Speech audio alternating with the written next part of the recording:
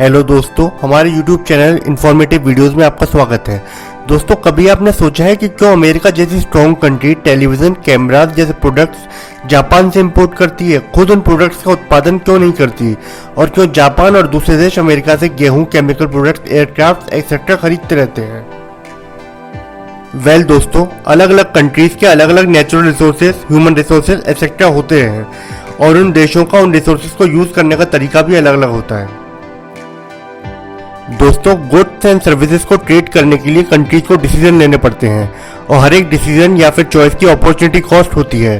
तो दोस्तों, अब ये अपॉर्चुनिटी कॉस्ट क्या होता है? अगर अपॉर्चुनिटी कॉस्ट की डेफिनेशन की बात करें तो ये है, opportunity cost refers to a benefit that a person could have received but give up to take another course of action. Opportunity cost एक तरह का बेनिफिट है जो हमें मिल सकता था पर हमने उसे छोड़ दिया किसी और काम को करने के लिए। उदाहरण के लिए दोस्तों, आप सभी ये वीडियो देख रहे हैं, तो इस वीडियो को देखने के बजाय आप कोई और वीडियो भी देख सकते थे। मतलब आपने अपने 4-5 मिनट को यूज़ करने की बाकी किसी और अपॉर्चुनिटी को छोड़ दिया, क्योंकि हमारा जो टाइम है वो एक लिमिटेड रिसोर्स है। आपके हिसाब से अगर आप इस 4-5 मिनट की वीडियो को देखकर इस टाइम का बेस्ट यूज़ कर रहे हैं तो बाकी वीडियोज़ को देखने की अपॉर्चुनिटी कॉस्ट कम होगी। इसी तरह से अगर कंट्रीज़ की बात की जाए तो कंट्रीज़ उन्हीं गुड्स एंड सर्विसेज को यूज़ करती है जिनकी अपॉर्चुनिटी कॉस्ट कम होती है ओवरऑल एफिशिएंसी को बढ़ाने के लिए, और इन प्रोडक्ट्स और सर्विसेज को ज़्यादा क्वांटिटी में प्रोड्यूस करके वो दूसरी कंट्रीज के साथ ट्रेड कर लेते हैं। दोस्तों, जब कोई कंट्री सेम रिसोर्सेज के साथ किसी प्रोडक्ट को किसी और कंट्री से ज़्यादा क्वांटिटी में प्रोड्यूस कर सकती है तो उसे हम कहते हैं कंपैरेटिव एडवांटेज। तो अगर एक देश किसी प्रोडक्ट के प्रोडक्शन में कंपैरेटिव एडवांटेज में है तो वो ट्रेड कर लेता है किसी दूसरी कंट्री के साथ जिसका किसी और प्रोडक्ट में कंपैरेटिव एडवांटेज है।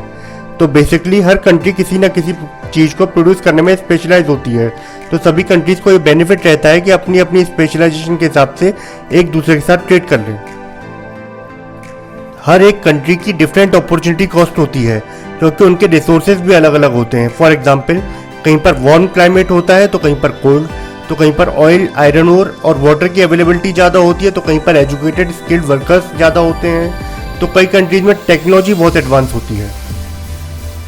Different countries different goods and services को ट्रेड करती हैं ताकि जो हमारी धरती पर लिमिटेड रिसोर्सेज हैं उनका एफिशिएंटली यूज हो सके। इसको और अच्छे से समझने के लिए एक एग्जांपल लेते हैं। उदाहरण के तौर पर मान लेते हैं दो कंट्रीज हैं, कंट्री ए और कंट्री बी।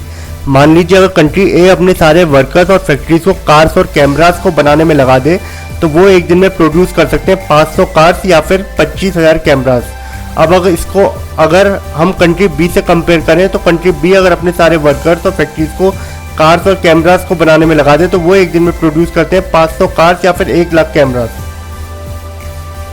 तो अब अपॉर्चुनिटी कॉस्ट कैलकुलेट करते हैं।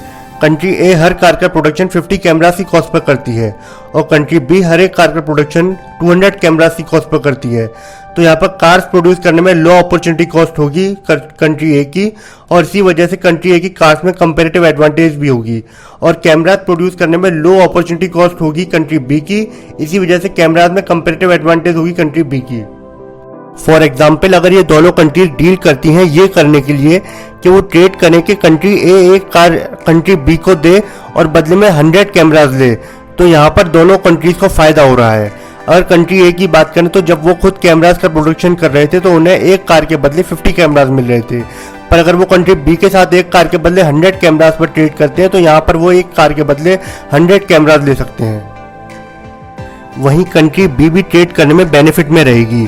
वो जब खुद प्रोडक्शन कर रहे थे तो 200 कैमरास के बदले एक कार प्रोड्यूस कर रहे थे, जबकि एक के साथ ट्रेड में वो 100 कैमरास के बदले एक कार ले सकते हैं। तो ये दोनों ही कंट्रीज के लिए बेनिफिशियल रहता है कि वो उन चीज़ों में स्पेशलाइज करें जिनमें उन्हें कंपैरेटिव एडवांटेज मिलती है और उन चीज़ों में ट्रेड करें जिनमें अदर कंट्रीज की स्पेशलाइजेशन है। इस एग्जाम्पल में हमने सिर्फ 2 गुड्स का एग्जाम्पल लिया, इसीलिए ये समझने में आसान लगता है, लेकिन रियलिटी में ये बहुत ही कॉम्प्लिकेटेड है क्योंकि हज़ारों गुड्स एंड सर्विसेज हैं और हर गुड्स एंड सर्विसेज के अलग अलग कंट्रीज में अलग अलग एडवांटेजेस हैं।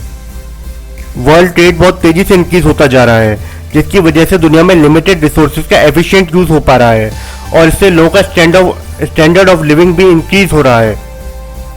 दोस्तों, बेनिफिट्स तो हमें पता चल गए, लेकिन यहाँ पर ट्रेड के कुछ डिसएडवांटेजेस भी हैं, जैसे डोमेस्टिक इंडस्ट्रीज को इससे सफ़र करना पड़ता है क्योंकि वो उन फॉरेन कंपनी से कम्पीट नहीं कर पाती हैं क्योंकि उन फॉरेन कंपनीज का उस प्रोडक्ट में कंपैरेटिव एडवांटेज होता है। तो अगर जानकारी अच्छी लगी हो तो कृपया चैनल को सब्सक्राइब करें।